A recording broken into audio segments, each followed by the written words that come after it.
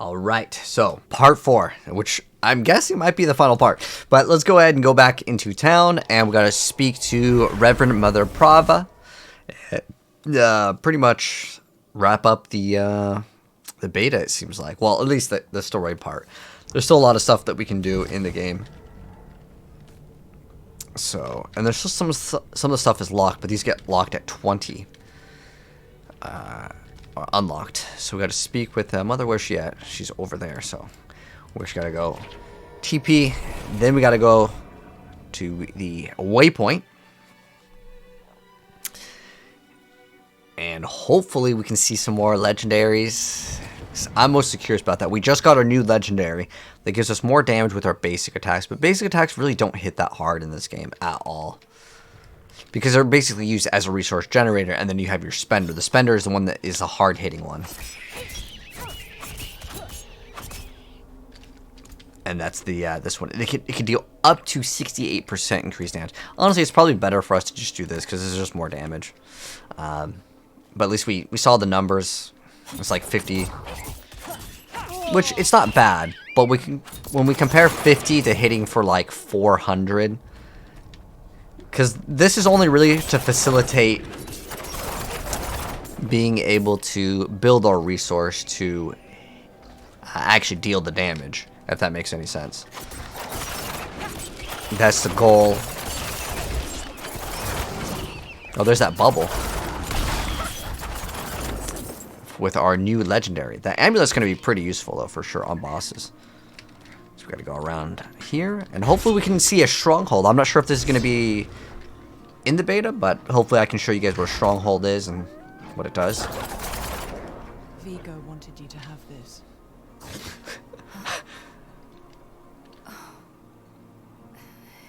He was a good man. And Lilith? Was she even there? Did you meet her? Already gone by the time I arrived. There is more. I can see that. Lilith took a key to hell off Rathma's body. Then it was all in vain. She's the only one who got what they wanted. Neyrelle. She came seeking the Haradrim of legend. Seeking hope. She found neither. But her part in things was far from over. In truth, we would need her more than she needed us. Didn't seem that way at the time, though. For anyone. Inarius proved to be just as unreliable as I'd feared. His self-obsession had driven him to murder his son, Rathma. And from the corpse left behind, Lilith had taken a key to hell. Where would she use it? We could only depend on ourselves to find out. Alright. Thanks for playing. Oh, that is, okay, I'll extend this because like I didn't know it was gonna end like right here for the beta. Because last beta, this is basically where it ended off. I think this is almost exactly where it ended off, because I do remember that cutscene because I like that guy's voice that plays Nair. But we still got a lot of stuff to do. It's not like everything is completely over, so we can't do that quest, we can't do this quest because they're kind of locked. And so there are several regions. You can't really even see them. I don't like what happens if you try to walk past. It's just like an invisible wall. It just says like, nah, sorry, bro. So let's at least do one of the side quests here, just so we have like a little bit more. Otherwise, yeah, it'd be like a 3-minute video. So I'll give you guys some more content. So this area, we did get the Lilith claim. We can, you know what I actually think is the best thing to show off is I want to show you guys a dungeon. So this is like the end of the campaign plus a dungeon. Okay, so you can see if I mouse over, it tells me what kind of aspect we get. And I want to show you guys what an aspect does. But I'm going to select the one, hopefully, that is for Rogue. This is Barbarian. This is Sorcerer, Barbarian, Druid. Here we go. Damaging a elite grants you a barrier. We can go ahead and do that one. It's going to be a little bit of a walk, but, you know, that's part of the progression. There's no other... Oh, wait. Damaging elite enemy with basic skill generates 5. That's actually probably way better than getting the barrier, because I'm all about getting as much offensive stats as possible, especially earlier on. And we can actually check out maybe if there is a potion upgrade that we can get. So let's check out the potion upgrade. Let's also show you guys a dungeon, because that's actually a lot better than just walking around doing some side quests, promise you. So I forgot which NPC has the upgrades. We might have to go to a main hub. So let's get rid of all of the, what is it, magic items? Okay. So what is this one? So this is where we actually got to read. Even though it says it has more item power, sometimes it's not actually the best just because it has item power. In the other instance, just looking for the extra stats is okay. The extra damage to crowd control enemies, but I do like that this one has crit chance, 1% crit. It's really low, but sometimes, you know, earlier on, you're not going to get too much. But I want to go back to Kyovashad over here, and the reason why is I want to see if we can get the upgrade for the potion. So we can get not only more healing, but we also, on top of getting more healing, get more stack sizes. So like right now we have, what, 4 or 5 potions? Let's see, what is it? We have 4 potions right now, right? So we can go to, I believe, the healer, and we can see. Oh, it's let's see, where is it? Okay. Here, it's no. Let's see if we can. So it's this guy. Oh, okay, that just gives us actual heals. Oh, here we go. There's the upgrade. This is the person. Okay, so I want to increase the potency of my healing potion. Okay. So we're gonna go close. I already explained to you guys what you need. You just basically get the little herbs here. So it requires this one. The first one requires 2, so we'll get that one. The next one requires 15, and then bite berry. Oh, we have to be level 20 to craft it. But now we have a potion that heals a little bit more. So it heals 1%, and then it's a flat numerical number. And now that we've got this, let's go ahead and go back to the dungeon that we wanted to do to get the reward that we want, which is getting more energy so we can use our flurry more frequently.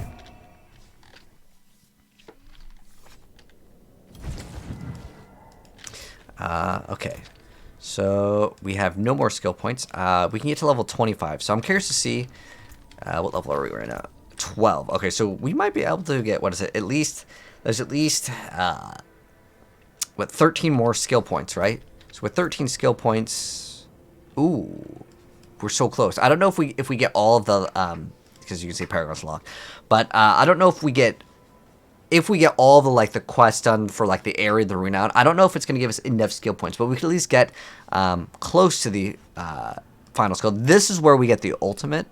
So we can either get a rain of arrows, we can get a trap, or we can get a shadow clone that mimics our skill. I like the shadow clone. I think it's one of the coolest ones. But let's go ahead and do that quest. And then we can get a mount once we complete a very specific quest. And we'll go ahead and do that eventually. We'll see how long we have in terms of like this little part 4 of our playthrough. And now we are going to do a dungeon though, for sure. Because this is something that a lot of people want to see. As in the end game, there are these things called nightmare dungeons,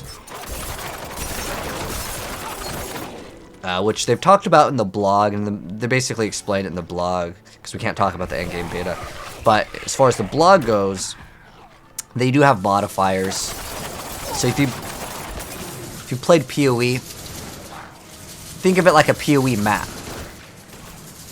But how is it stacking up versus PoE 2? PoE 2 has doubled the ascendancies, right?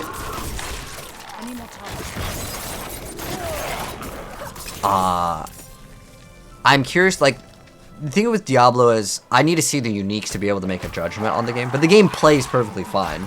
PoE 2 is basically a modified PoE 1, though. This is like a brand new engine.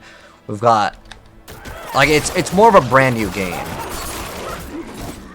But PoE tends to do a little bit more daring things. Like they try a little bit more to mix things up versus Diablo playing it relatively safe. Like people can pick it up. But PoE, it can scare people away with some of these new systems. Like the new system, like Jeweler's Orbs are getting completely, what was it? The Orb of Fusings are being completely changed.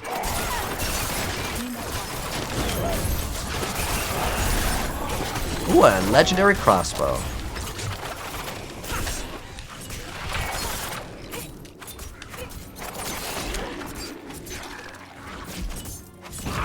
So, let's see what we got on our legendary. We have 58% increased damage while a barrier is active. Well, right now I don't really have a barrier. Now, is this a rogue only? I think it says account bound plus rogue. Because in Diablo 2, interestingly enough, you can run a lot of bows on a wizard. And there actually are builds where you run Yanks Recurve for the resource cost reduction.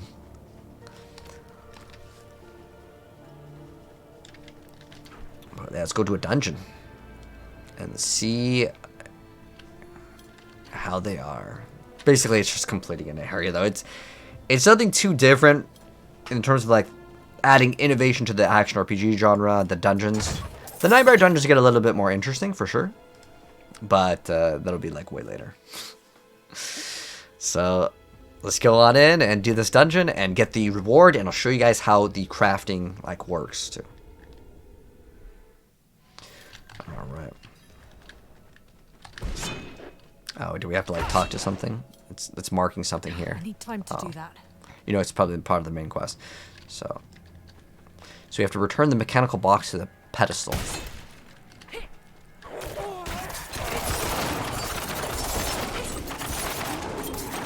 So like I have this barrier, but I mean you guys saw how long that lasted. It's not going to be 100% uptime. It has a cooldown of what, every like 90 seconds.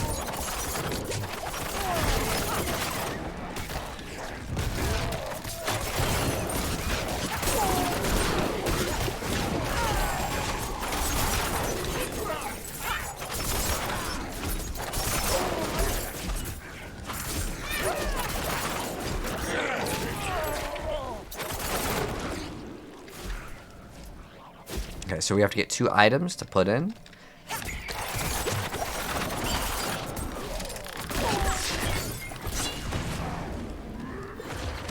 Just go straight to it. It's not a speed run, but this way you guys can see what a dungeon looks like. New blood. The bishop will be most pleased.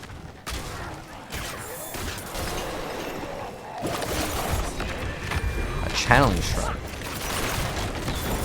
I'm not ready yet. No resource costs. I like it.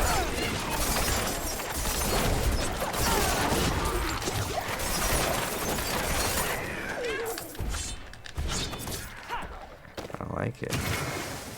Can we get it? Nice.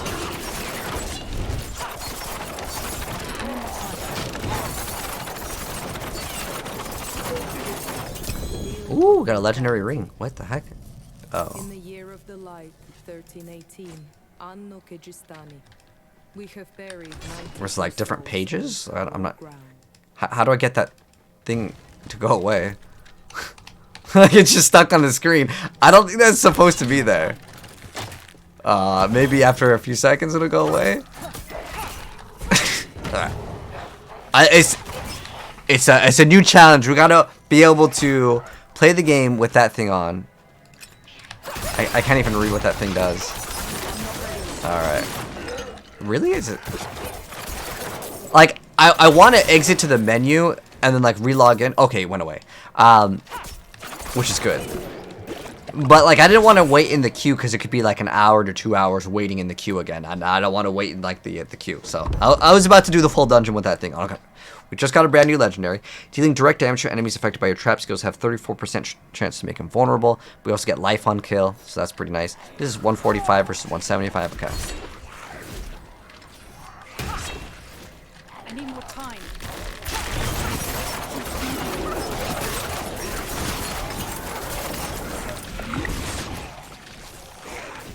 But we're gonna get this other item. See if we get any upgrades. Ooh, more life. That has higher numbers. Okay.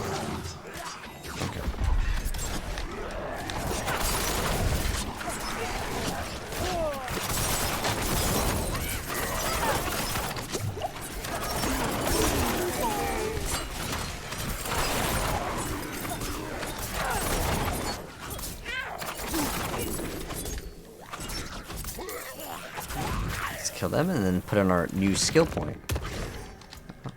I could actually just get a new skill. I think I actually kind of want that, like, shroud. It's actually so helpful.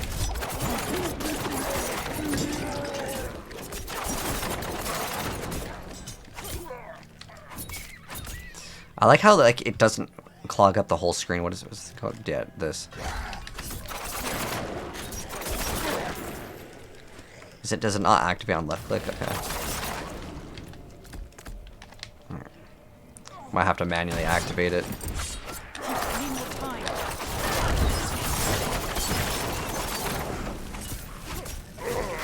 So I actually wanted to test out Vampiric, because that was really overpowered. I like that enemy, by the way. The one that turns into a vampire, that's really cool. But the vampiric enemies were actually super dangerous. Right now it feels like they're non-existent. So the way that the vampiric enemy works is they basically leech off of you. But like some of them in the beta were so strong that like if you didn't have the DPS, you could not kill the monster. Which I understand. But maybe how Vampiric could work to actually make them feel like a threat is Vampiric only works for, let's say, like 30 seconds. It might be kind of annoying, but it would be a DPS number check where you could just be better. And then you could ignore them. But they were probably a little too strong before. One thing that you notice is once I got hit while channeling, that little like door opening, it didn't immediately knock me out of that. But this is the little like ability, what is it called? Dark Shroud. It's fantastic.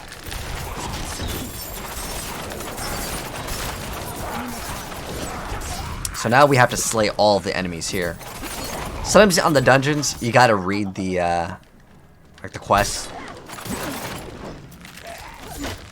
Because if you don't, you might have to walk all the way back. Sometimes you have to kill enemies, they drop a soul, and you gotta pick up the soul. But there's like there's a few variations.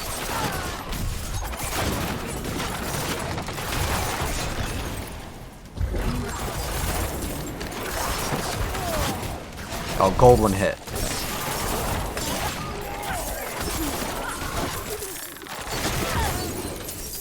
I need time to do that.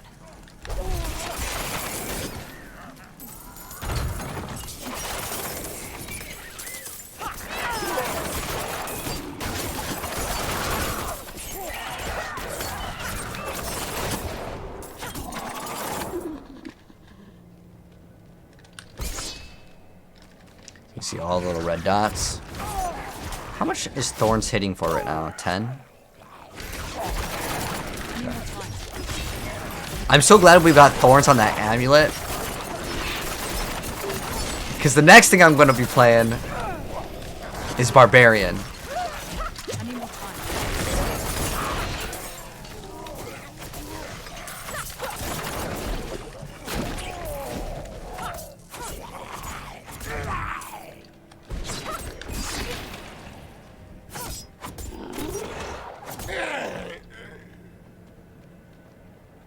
Barbarian's gonna be absolutely amazing.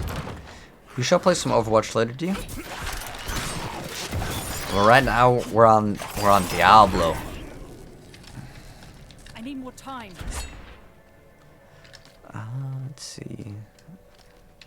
So we go up, and there should be like a boss. Most of the dungeons have a boss at the very end. The Blood Bishop. Let's go.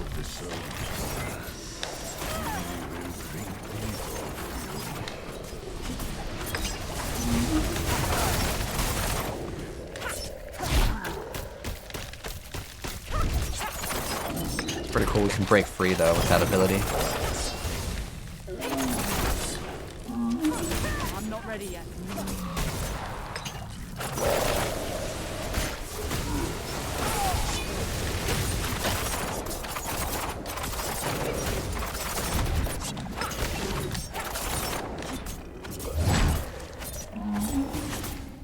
I'm not ready yet.